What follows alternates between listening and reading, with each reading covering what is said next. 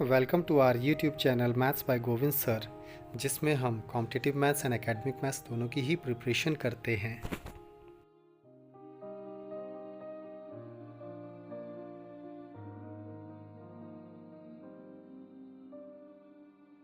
Straight line का question है, find the slope of the line which makes an angle of 30 degree with the positive direction of y axis measured anti clockwise. Coordinate axis अगर हम ये ले रहे हैं तो कोऑर्डिनेट एक्सिस में वाई एक्सिस की पॉजिटिव डायरेक्शन किधर होती है? एंटी क्लॉकवाइज डायरेक्शन होती है। घड़ी के घूमने की दिशा इधर होती है, इधर की तरफ घड़ी घूमती है ऐसे, ठीक है। घड़ी के सुई के घूमने की उल्टी दिशाओं को हम एंटी क्लॉकवाइज डायरेक्शन बोलते हैं। तो एंटी क्लॉकवाइज डायरेक्शन में वाई एक्सिस से 30 डिग्री का एंगल अगर लाइन बना रही है तो लाइन कहीं से भी पास हो सकती थी, हमने ओरिजिन से पास करवा लिया।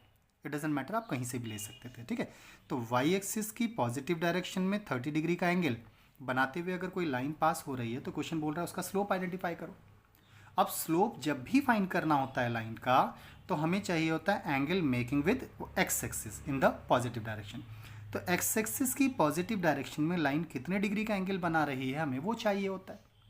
अब कोऑर्डिनेट एक्सिस के बीच में 90 डिग्री का एंगल होता है, दैट इज 90, और लाइन जो है वो वाई एक्सिस से 30 डिग्री का एंगल बना रही है तो 90 + 30 दैट मीन्स 120 डिग्री का angle with the x axis हो जाएगा हमारा, ठीक है। तो हमारे क्वेश्चन के अकॉर्डिंग जो हमें डेटा दिया गया है उसमें कहा गया है angle made by line in positive direction of y axis. हमारे क्वेश्चन के अकॉर्डिंग कितना दिया हुआ है? That is 30 degree. लेकिन हमें स्लोप आइडेंटिफाई करने के लिए लाइन एक्स एक्सिस की पॉजिटिव डायरेक्शन में कितने डिग्री का एंगल बनाती है ये चाहिए होता है। Therefore angle made by line in positive direction of x axis will be what?